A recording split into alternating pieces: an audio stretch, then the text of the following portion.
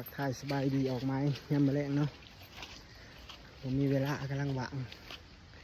พอกันเนาะมานี่เนาะไม้หุ่ยเสือคือเก่าเนาะมาลองเบิ่ง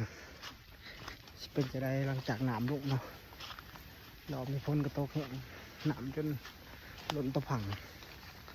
เบิ่งหนาไม้น้ำกันสภาพไม้น้ำลงไว้แท้ๆบึ้งมาเลยซื้อโตอยู่บ่เอาเหยื่อไม้มาลอกเนาะมาเทศเลยโอ้ทางยางไปกันหยาบเลยพอขึ้นมาไม้เป็นทางไปเปลือกเลยเนาะมีแต่ขี้ตมตายอันตรายเป็นทางมาสองคนกับหลานเนาะสายโหดขึ้นกันขอกัน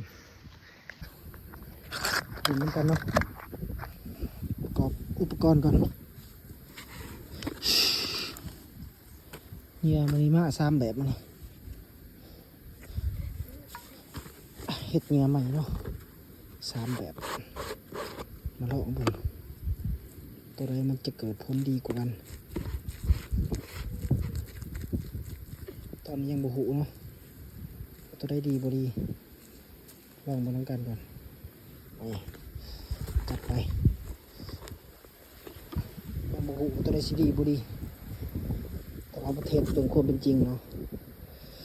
ตัวใดผ่านแต่ว่าเหงื่อกำลังได้3 มื้อเนาะบ่ทันโดนนี่เนาะสีเหงื่อแดดมันบ่ค่อยมันยังบ่ทันเป็นคักเนาะแต่ว่าบ่เป็นหยังลองเลย